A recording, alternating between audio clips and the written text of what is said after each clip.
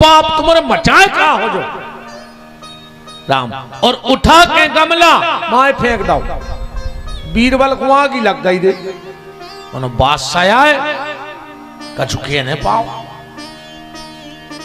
बोल कुछ नहीं पाया पर आग लग गई।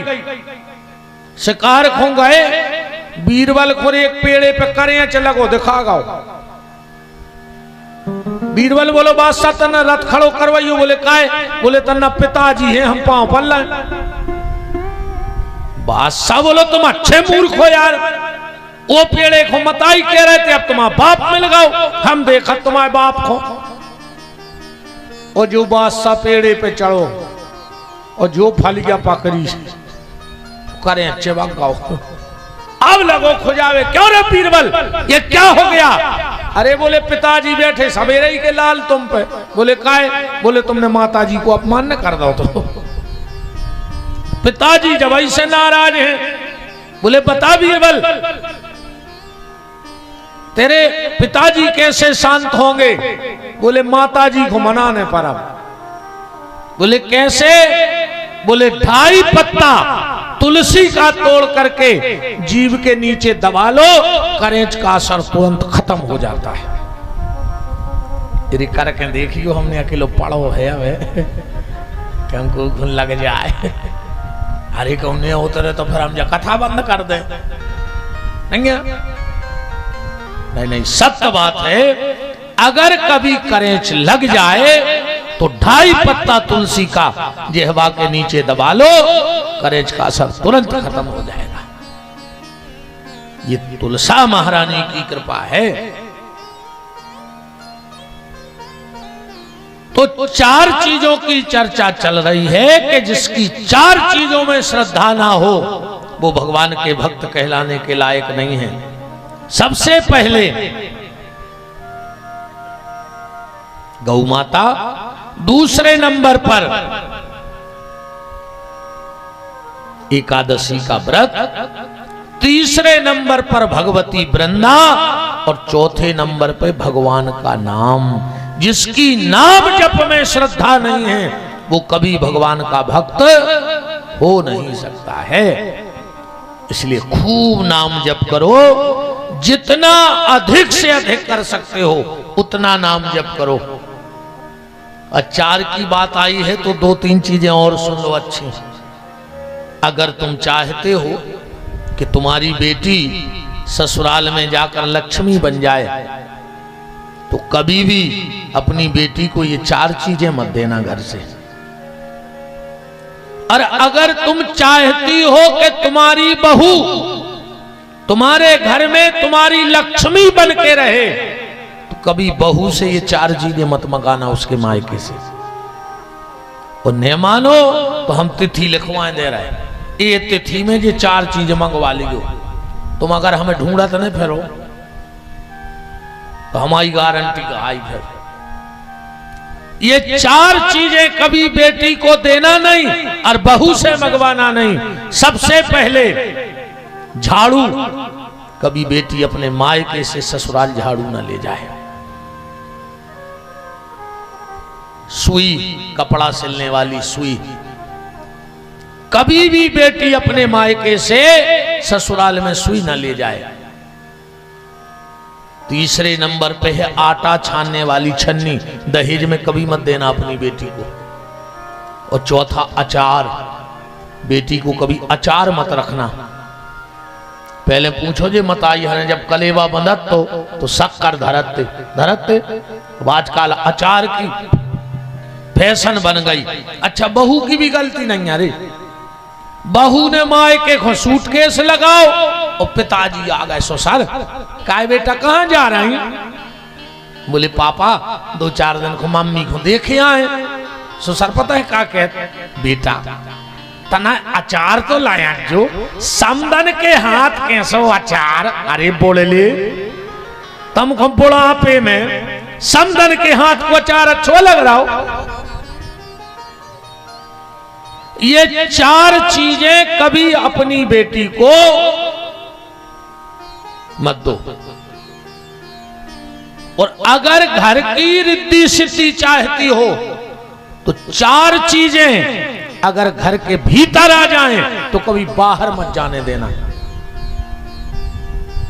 अगर तुम्हारे चौखट के भीतर ये 4 चीजें हो गई हैं तो कोशिश करना कि ये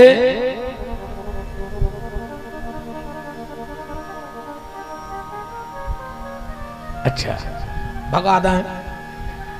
माए भग जाओ, अब माए से हाथ कर सुइए सो हम ना से कर जाओ, आ जाओ, खिसक गया सरक गया, भग गया भग गया।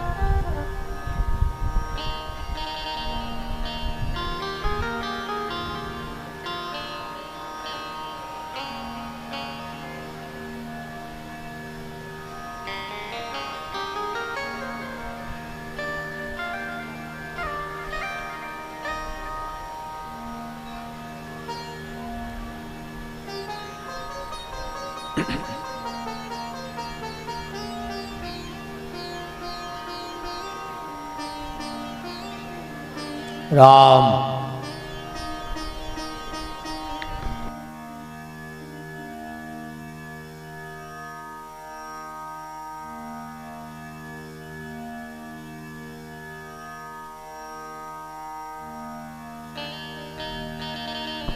हाँ विराज जाओ।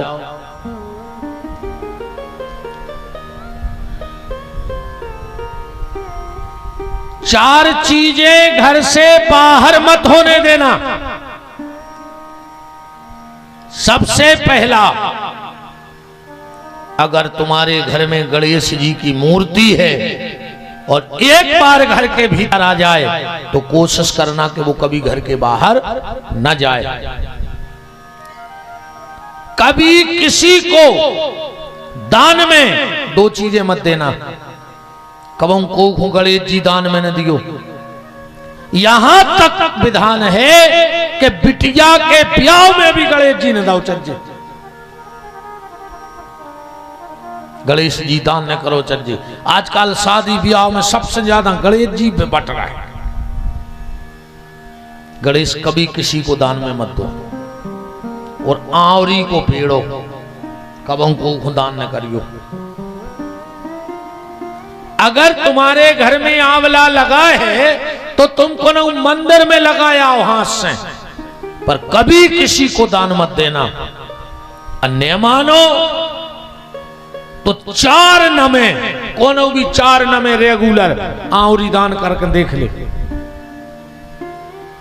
4 नमे कोई को भी आवली दान करके देख लो, तुम्हें पता पड़ जाए कि महाराज का कह रहे थे।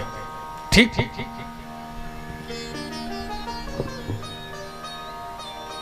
जो बहनों के लिए मंगलसूत्र शादी में मिला हो वो कभी किसी को पहनने मत देना। ना किसी का मंगलसूत्र पहनना और न किसी को पहनने अपना देना। और कभी को के पांव के बिछिया न पैरों चज्जे पैरे पैरा है। ध्यान रखियो मां ये बात है।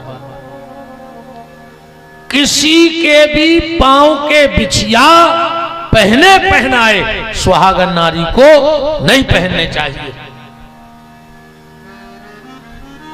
बहुत चीजें हैं सोच में कि छोटी छोटी गलतियां अपन कर रहे और उनको प्रायश्चित अपन भोग रहे हैं। परंपराएं तो लगभग सब सीता ही राम हो गई। फिर भी कोशिश है जितना बच जाए उतना अच्छा है, जितना है उतना ही अच्छा है। तो खूब नाम जप करो। बात तो भगवान के भजन की है कि जितना अधिक से अधिक हो सके उतना ठाकुर जी का नाम जप डालो। कल आप चर्चा में सुन रहे थे, सत्संग पे चर्चा चल रही थी कि सत्संग बिना कल्याण नहीं, सत्संगति चाहत है मुनि ज्ञानी। और शेर के संग में स्यारे आनंदित, पंडित के संग मूर्ख ध्यानी। और कंद के संग में बास निकात है, दूध के संग बिकात है पानी। ओ गेहूं कहे सुन रे बथुआ, सत्संग प्रधान तो पावत पानी। सत्संग का ये प्रभाव है, आपने संत श्री माधव दास जी का नाम सुना होगा, सुना है? जो जगन्नाथ जी के साथ, जो अंदर जगन्नाथ स्वामी विराजे हैं ना, जगन्नाथ जी ने माधव दास जी से मित्रता कर ली थी, उनके संग खेलते पुरी में। और जो 14 दिन का बुखार भगवान को आता है, चढ़ा था 14 दिन को बुखार का, नहीं चढ़ा भगवान को। ये 14 दिन का बुखार भगवान ने माधव दास जी का लिया था। संत श्री माधव दास जी का बुखार 14 दिन के लिए ले लिया था। बात सिर्फ सत्संग की है। एक बार नारद जी एक घर में पहुंच गए। एक माता जी ने खूब स्वागत किया नारद जी का, खूब स्वागत किया। उसका एक ही बेटा था, 12 साल विवाह को हो गए थे, शादी हो गई पर बाल गोपाल नहीं थे। तो नारद जी ने से हाथ दिखवा लिया उस सास ने अपनी बहू का, महाराज 12 साल हो गए हैं, अभी तक हमारे घर में कोई खिलौना नहीं है। नारद जी ने हाथ देख के कहा, सप्त जन्मा बधी पुत्रो नई बचो। मां, तेरी इस बहू के 7 जन्म तक संतान का सुख नहीं लिखा है, और न तेरे भाग्य में दादी बनने का सुख है। नारद जी तो कह के चले गए प्यारे। सास ने कही, जब 7 जन्म नहीं होने तो काय को भगवान की पूजा कर रहा है, काय को मंदिर जा रहा है, काय को अगरबत्ती सुने उठाई सिंहासन, गांव की नदिया में फेंके आई तो ले फेरा।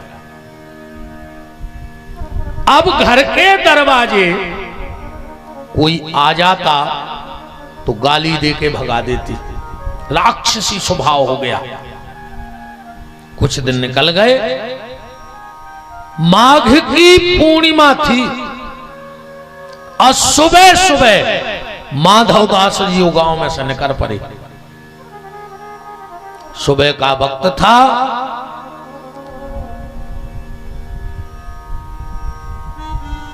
बहू आंगन झाड़ रही थी और सास भीतर चौका लगा रही थी, और माधव दास खड़े हो गए वही आंगन में और आवाज लगा दी, भवती भिक्षाम देहि, भिक्षा दो। बहू के कानों में आवाज पड़ी, दौड़ करके आई, हाथ जोड़ के बोली, ये महात्मा हमारे घर से चले जाओ, माघ की है पूर्णिमा और हमारी सास है बहुत दुष्ट। अरे अब हमारा बाल बच्चों नहीं है, जो हमारी तकदीर है।